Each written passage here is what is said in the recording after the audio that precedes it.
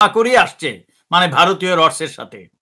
যে আপনারা জানেন যে জেলখানা থেকে মানে 7 তারিখের পর থেকে 7 জানুয়ারিতে যে একটা বকওয়াজ ইলেকশন হলো, তারপর থেকে একের পর এক কাকে জেল থেকে ছাড়ে, তারপরে তো আনার হত্যা, তারপরে ওই যে ন্যাক্ষংছড়িতে কুকিদের দিয়ে আপনার ব্যাংক লুট, তারপরে আপনার ওই যে কি মিয়ানমার নাকি দখল করবে, এই যে গল্প দিয়ে সে গল্প দিয়ে চালাচ্ছে। এখন যেটা ঘটেছে সেটা কিন্তু 2018-র সেই কোটা আন্দোলনের মতো নয়। কোটা আন্দোলনেরটাও না, যদিও প্রথম দিকে সাধারণ ছাত্ররাই তো নামে, কিন্তু সেই কোটা আন্দোলনে এক বাটপার, ওই যে আপনারা জানেন এগুলোর নাম নিতে আমার মুখে পোকা আসে, ওই বাটপার নেতা হলো। তারপর আরেকজন আছেন বাটপার দাড়িয়ালা সাম, ওই যে আপনারা জানেন সে হয়ে গেল ভিআইপি। সে ওই যে বাটপার আনিস মন্ত্রী আছে তার আত্মীয়, ভাইরা সামথিং লাইক দ্যাট।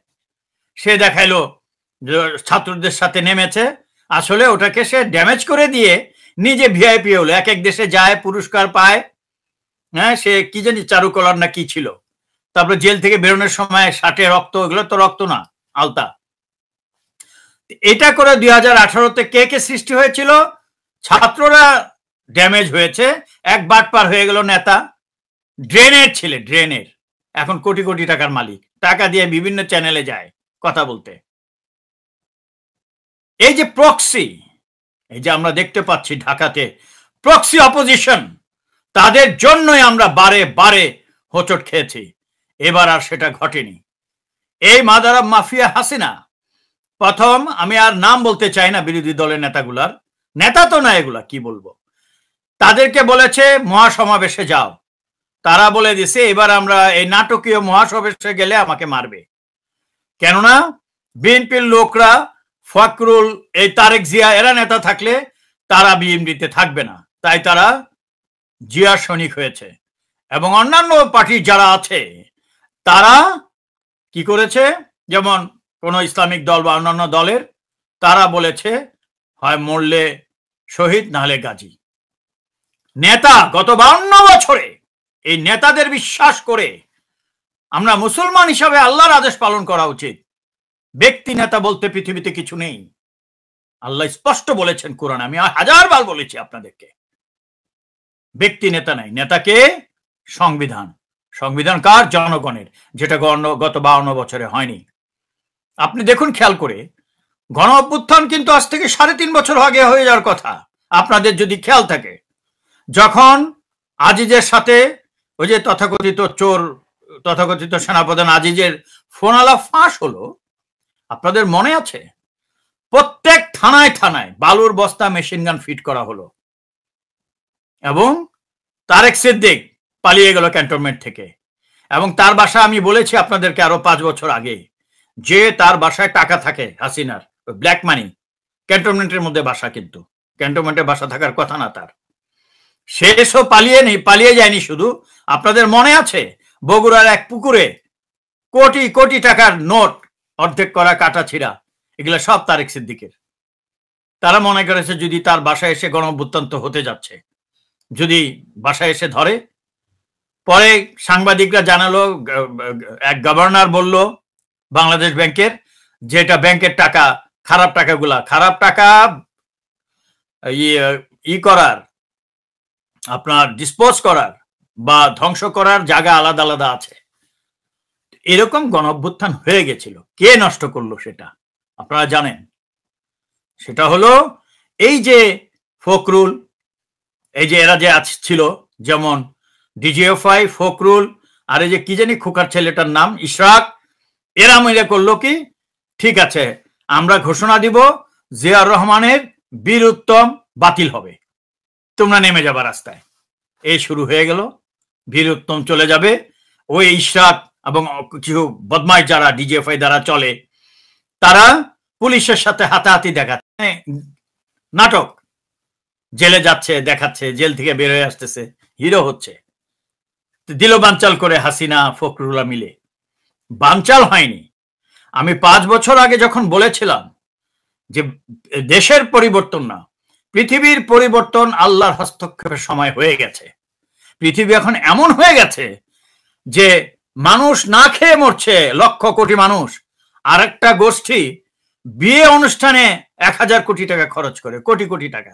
কতজন বিলিনিয়ার হলো, কতজন কি হলো, কার কি পজিশন, এগুলো নিয়ে ব্যস্ত। আর মানুষ একমুঠ ভাত পাওয়ার জন্য লক্ষ কোটি মানুষ বাংলাদেশ, ভারত, সারা পৃথিবীতে, এমনকি লন্ডনে না খেয়ে আছে।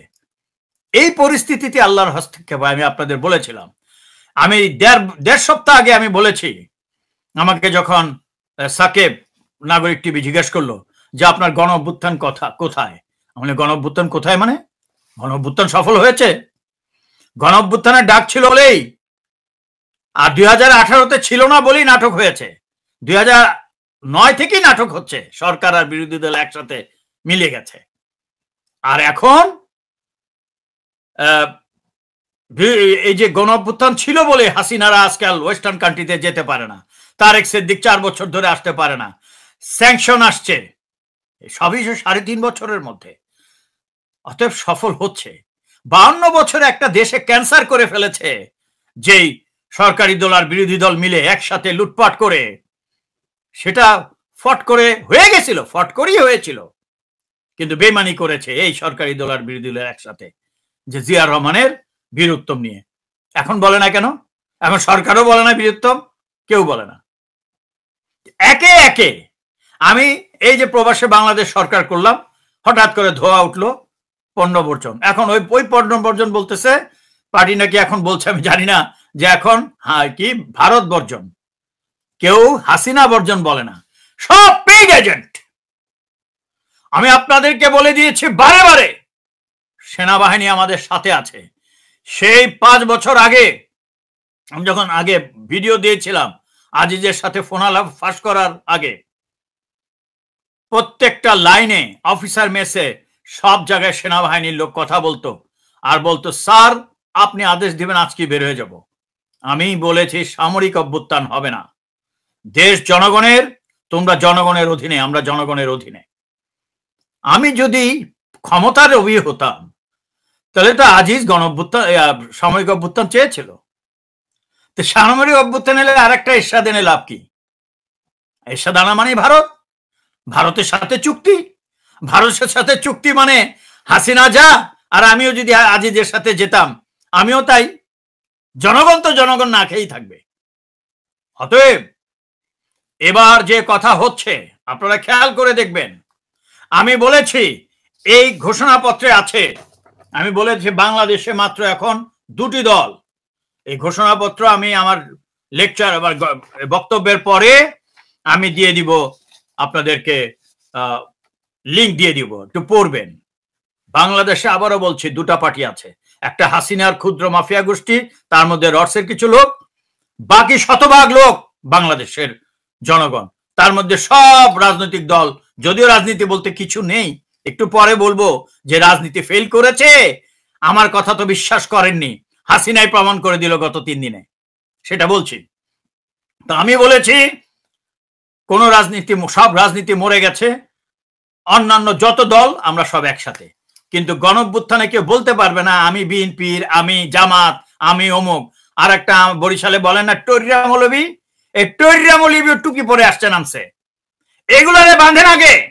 হাসিনা নামিয়েছে, বলছে আমি এই জন্যই ইন্টারনেট বন্ধ করে দিয়েছি যে টুপিওয়ালারা আবার নামছে, আবার সেই সন্ত্রাসী বানাবে। এদেরকে আমি, আমার এই ঘোষণাপত্রে আছে যে কোনো ধর্মীয় পোশাক পরবে না, সে হিন্দু, বৌদ্ধ, খ্রিস্টান, মুসলমান যেই হোক না কেন, সবাই একই পোশাক, অর্থাৎ প্যান্ট, শার্ট, গেঞ্জি, লুঙ্গি। মুক্তিযুদ্ধরা তো লুঙ্গি পরে যুদ্ধ করেছে, কিন্তু কোন ধুতি, টুপি, পাঞ্জাবি নো, ধর্মীয় চেহারা দেখানো যাবে না। আমি দেখলাম পরশুদিন করেছে হাসিনা, এটা তো লাস্ট রিসোর্ট। একইভাবে সে যে একটা ধোকা দিয়েছিল 2018-তে বটমাস গুলোকে নিয়ে, ঠিক একই জিনিস করতে চাইছে। যখন দেখলো বিরোধী দল আমরা যেতে পারবো না, মহাসমাবেশে আমাদের লোক মারবে, জিয়া সৈনিকরা পিটাবে, এখন আমি আর ওই ভুয়া লোক নিয়ে যাব না, তখন সে ইউনিভার্সিটির প্রথম ছাত্র দলকে দিয়ে, ছাত্রলীগদের দিয়ে কোটা সংস্কারের একটা কোর্ট থেকে একটা গঞ্জাম করে একটা সিন ক্রিয়েট করলো কেন? চায়না থেকে। প্রিয় দর্শক শ্রোতা, ইতিমধ্যে পালিয়ে বেড়াচ্ছি, আমার ছবি কম প্রচার করুন তথ্য উপদেষ্টা। অন্তর্বর্তীকালীন সরকারের উপদেষ্টা নাহিদ ইসলাম বলছেন, কয়েকদিন থেকে আমি পালিয়ে বেড়াচ্ছি। আপনাদের প্রতি আমার অনুরোধ থাকবে, কোনো স্পেসিফিক কারণ ছাড়া আমার ছবি যত কম প্রচার করা যায় সে বিষয়ে খেয়াল রাখবেন। আজ রবিবার 18 আগস্ট তথ্য ও সম্প্রচার মন্ত্রণালয়ের দায়িত্ব পাওয়ার পর সচিবালয়ের প্রথম অফিসে এসে সাংবাদিকদের সঙ্গে মত বিনিময়কালে এসব কথা বলেন তিনি।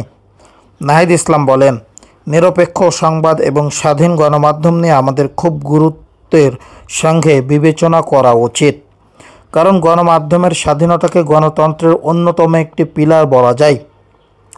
কাজেই আমরা আদি গণতন্ত্র চাই। গণমাধ্যমের স্বাধীনতা, মানুষের বাক স্বাধীনতা নিশ্চিত করতে হবে। স্বাধীন গণমাধ্যমের উদ্বেগের বিষয়ে তিনি বলেন, গণমাধ্যমে কী ধরনের বাধা রয়েছে কিংবা এর সমাধান নিয়ে গণমাধ্যমের মানুষদের সঙ্গে কথা বলেই মূলত আমরা কার্যক্রম বাস্তবায়ন করব।